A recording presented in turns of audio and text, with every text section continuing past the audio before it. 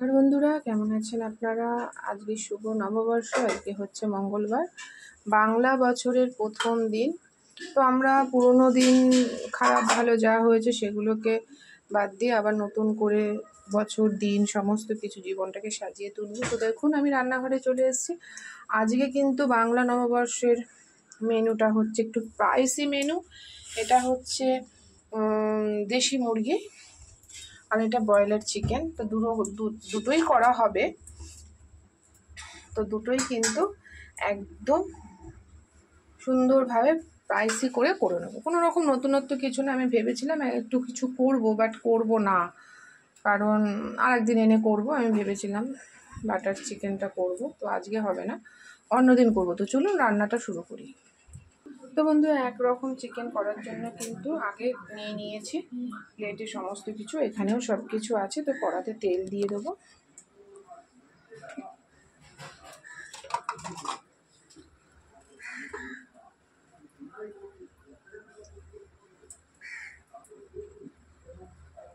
কড়াতে তেল দিয়ে দিয়েছি, এটাতেও দিয়ে দেবো। দুটো একসাথেই কিন্তু আমার করা হবে। তো তেল আর একটু ঢেলে। তো বন্ধুরা, দুটো মাংসের জন্যই কিন্তু পরিমাণ মতন তেল নিয়ে নিয়েছি। তো দেখা যাক তেলটা গরম হলে। আর আলু আমি ভাজি না, কারণ আলুটা ভাজি না এই কারণে, আলুটা না ভেজে করলে পরে না আমার কাছে টেস্টটা খুব ভালো লাগে, বেশ জুসি হয়, তোমার বেশ ভালো লাগে দেখতে। তো সেই কারণে আমি আলুটা ভাজবো না। তো দেখো বন্ধু, দুটো কড়া কিন্তু অসম্ভব গরম হয়ে গেছে তেল। তো আমি কিন্তু দুটো কড়াতেই কিন্তু হচ্ছে একসাথে রান্না বসাচ্ছি। তো দেখো আমি এইভাবে ক্যামেরাটা ঘুরিয়ে নিলাম। তো একসাথেই কিন্তু বসাবো, বাকিটা আমি এটাকে দিয়ে দেবো।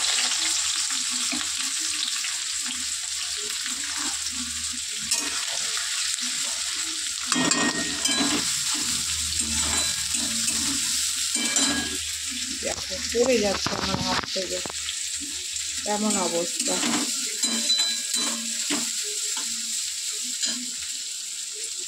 দুটো মাংসের মশলা একই মশলা আমি সাজিয়ে নিয়েছি যাতে দিতে সুবিধে হয়। দুটোই মুরগির মাংস, শুধু দেশি আর পোলট্রি, তার জন্য কিন্তু আমার রান্না করতে অতটাও অসুবিধা হবে না। বন্ধু দেখো, পেঁয়াজগুলো কিন্তু সুন্দর করে ভাজা হয়ে গেছে। ওটা আমি সব গুছিয়ে নিয়েছি যাতে একসাথে করা যেতে পারে। এবার টমেটো কুচি,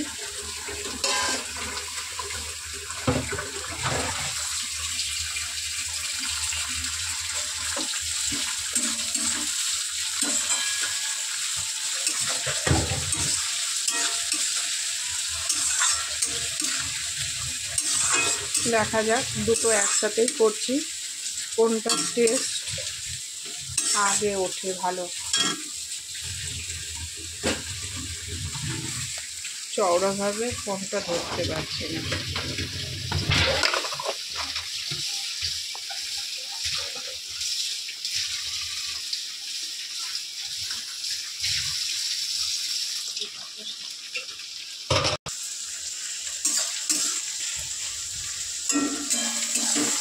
তো দেখো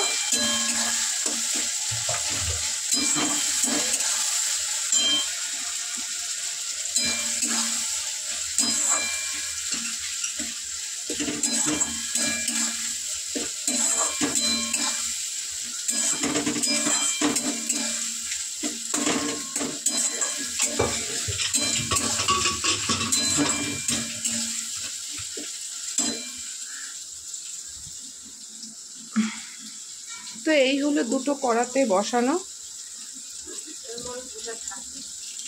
একে একে মশলা অ্যাড করব। তোমাদেরকে দেখানোর মতন কিছুই নেই, নতুন রেসিপি হলে পরে শেয়ার করতাম। আমি যেহেতু পয়লা বৈশাখের ডেলি ব্লগ, সেই হিসেবেই দিচ্ছি, তো আর কিছুই না।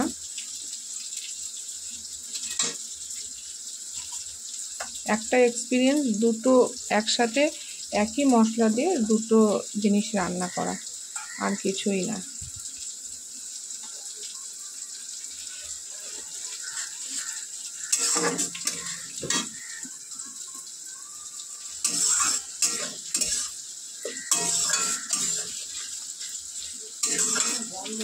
গরমে না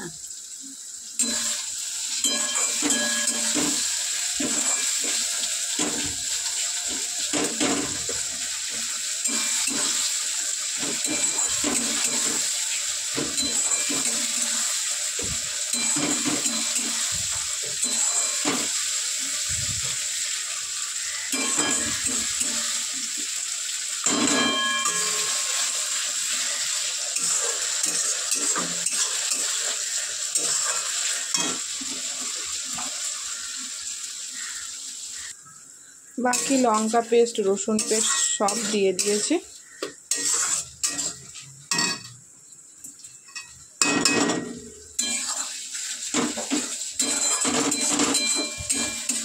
চিকেন দিয়ে একটা নতুন রেসিপি করার খুব ইচ্ছে ছিল, তো যাই হোক হলো না।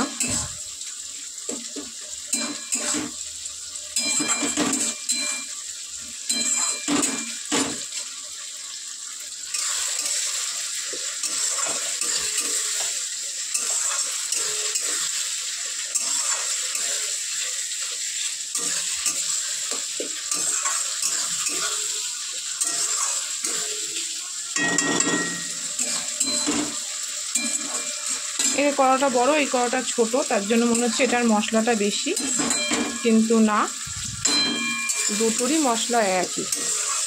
এটা যেহেতু বড় কড়া সের জন্য। এবার বন্ধুরা মশলা মোটামুটি কষানো হয়ে গেছে।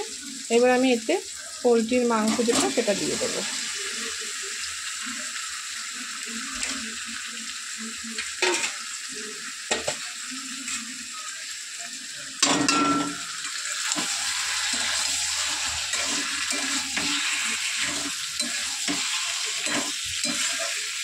এবার দেখো, তেল সবসময় বেশি কড়াতে দিয়ে তেলটা গরম করলে তুলে রাখবে। দেখো আমি যেমন তুলে রেখেছি, এটা কিন্তু আমার পুরো নিরামিষ তেল, কারণ এই কড়া থেকে আমি তুলেছি। এই কড়াটা আমার পুরো ধোয়া মাজা করা ছিল, তো সেই কারণে এবার তেল যখন মনে হবে কম, তখন যদি তুমি তেল দাও, কাঁচা তেলের গন্ধ বেরোবে। সেই তেলটা যদি তুমি একটুখানি মানে গরম করে নাও, তাহলে কিন্তু কোনো কাঁচা তেলের গন্ধ বেরোবে না। ভাজা হয়ে গেছে। এইবারে এটাতে আমি দেশি মুরগির মাংসটা দিয়ে দেবো।